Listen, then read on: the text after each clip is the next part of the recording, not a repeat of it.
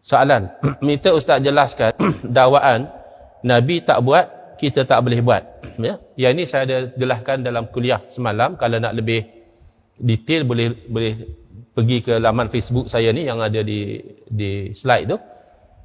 Kuliah semalam di Masjid Al-Huda, Sungai Ara. Tapi secara ringkas, dakwaan seperti ini, dia kata tak boleh buat benda ni. Kita tanya pasal apa tak boleh buat? Pasal Nabi pun tak buat. Dia jawab itu ya, pasal Nabi tak buat ya. Maka dengan jawapan dia itu, dia telah melanggar Al-Quran, dia telah melanggar hadis Nabi SAW, dan dia telah melanggar atau membakul sampahkan ilmu yang dipegang oleh para alim ulama, namanya ilmu usul fiqh. Maknanya dakwaan itu tak betul. Satu benda jadi tak boleh buat hanya alasannya Nabi tak buat. Tak betul. Pertama, dia langgar ayat suci Al-Quran. Allah berfirman, wa ma atakumur rasulu fakhuzuhu wa ma nahakum anhu fantahu. Apa yang dibawa oleh Rasul kepada kamu, maka hendaklah kamu ambil. Maknanya yang Nabi bawa kita kena terima. Wa ma nahakum anhu fantahu, dan apa yang baginda larang hendaklah kamu berhenti. Quran kata apa? Wa ma nahakum. Apa yang baginda larang. Jadi orang ni dia memandai-mandai. Dia kata dah, bukan hak Nabi larang saja, hak Nabi tak buat haram dah. Mai mana? Quran kata naha. Hang kata lam yaf'al. Ni kan bid'ah. Ini kan menambah-nambah sesuatu yang Quran tak kata. Yang kedua, bercanggah dengan hadis Nabi sallallahu alaihi wasallam. Nabi bersabda, "Idza nahaitukum an syai'in fajtanibuh." Apabila aku telah larang kamu daripada sesuatu, jauhilah perkara yang dilarang itu. Nabi pun kata, "Iza nahaitukum." Nabi tak kata, "Idza lam af'al syai'an fajtanibu." Apabila aku tak buat satu perkara, maka hendaklah kamu jauhi. Dah. Nabi kata, bila aku larang. Dua dah. Yang ketiga, usul fiqh. Pertama, sumber hukum. Kedua, cara berinteraksi dengan sumber hukum. Ambil catatan dua ni ya. Sumber hukum dan cara berinteraksi.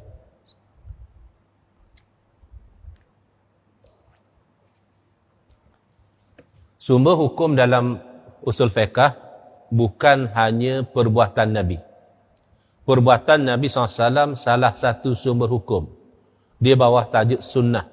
Sebelum daripada sunnah, sumber hukum yang pertama adalah Al-Quran. Sunnah pula dia ada sunnah perkataan, sunnah qauliyah. Dia ada sunnah perbuatan, sunnah fi'liyah. Itu dia masuk kat situ. Apa yang Nabi buat tu kat situ. Dan ada sunnah takririyah, sunnah pengiktirafan. Orang lain buat, orang lain cakap, Nabi iktiraf. Dan ada ijma' ulama' sumber hukum, qiyas juga sumber hukum. Jadi kalau orang tu kata Nabi tak buat, kita tak boleh buat, seolah-olah sumber hukum hanya perbuatan Nabi. Contoh dia kata tak boleh kita zikir sebut Allah. Subhanallah ada, subhanallah, alhamdulillah, Allahu akbar. Yang popular dekat tempat kita zikir la ilaha illallah kan. Afdalu zikri fa'lam annahu la ilaha illallah, la ilaha illallah. Tapi ada juga orang dia zikir dia sebut Allah saja. Allah, Allah, Allah, Allah. Jadi ada orang kata tak boleh pasal Nabi tak buat.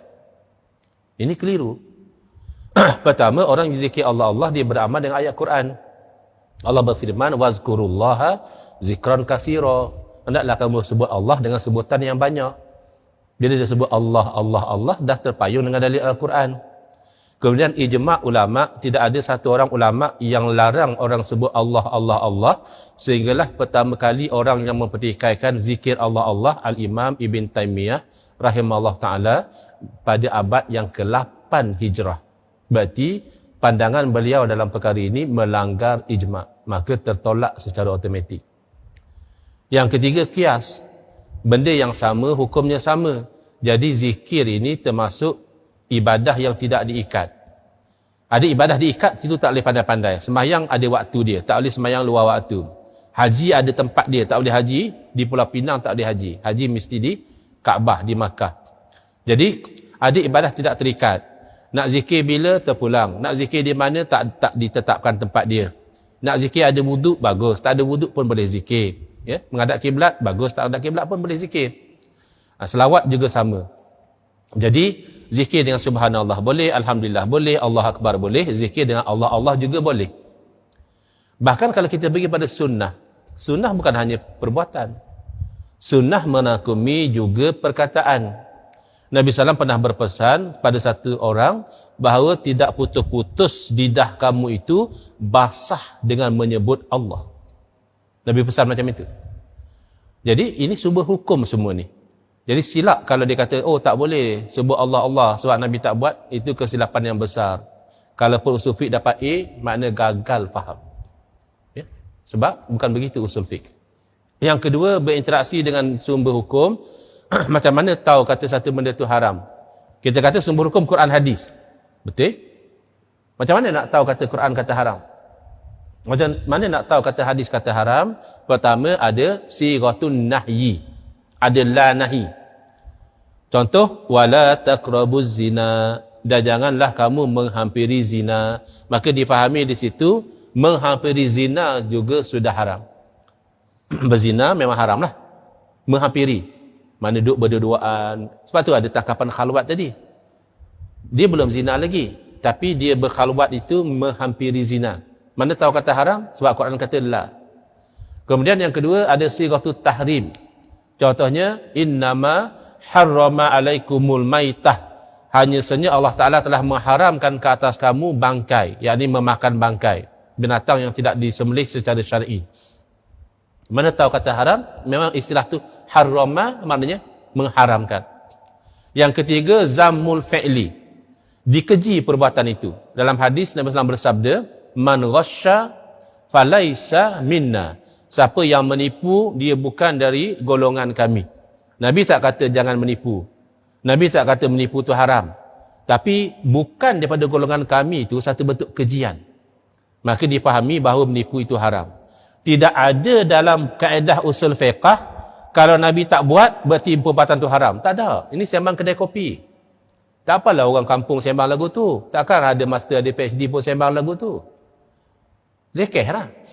Tak ada dalam kaedah usul fiqh. Bila Nabi tak buat, maka haram. Bahkan kaedah dalam fiqh mengatakan, at-tarku la yaqtadi at-tahrim. Semata-mata Nabi meninggalkan satu perbuatan, tidak memastikan kata perbuatan itu haram. Al-tarku la yantaju hukma. Semata-mata Nabi SAW meninggalkan satu perbuatan, belum menetijahkan hukum. Baik nak tahu hukum, tengok pada dalil-dalil yang lain. Boleh jadi haram. Nabi tak minum arak, dan memang minum arak tu haram. Haram minum arak bukan pasal Nabi tak minum, pasal dalil Quran dan hadis yang menunjukkan arak tu haram. Nabi tak makan daging daub, tapi daging daub tak haram. Orang hidangkan makanan pada Nabi SAW. Nabi memang nak makan dah. Tiba-tiba dia beritahu, ya Rasulullah, itu adalah daging daub. Terus Nabi tak jadi makan. Sebentar lalu haram lah. Kalau tak haram, pasal apa pula Nabi nak makan tak jadi? Rupanya daub. Mana tahu kata daub? Pasal ada sahabat, tak silap saya, Sayyidina Khalid bin Al-Walid radhiyallahu anhu, dia kata tak apalah kalau Rasulullah tak nak bagi kat saya. Nabi bagi. Tak mungkin Nabi bagi sahabat makan benda haram. Habis Nabi tak makan pasal apa? Pasal tak biasa. Bila tak biasa, dia tak lalu. Tadi Ustaz Ishak tanya saya, tak makan tak nasi ikan tak? Makan sangat. Tapi ada kawan-kawan tak lalu, tak biasa. Jadi bukan pasal haram, pasal tak biasa. Jadi salah mengatakan Nabi tak buat, maka kita tak boleh buat. Itu kaedah yang tak betul, melanggar Quran, hadis dan usul fiqh.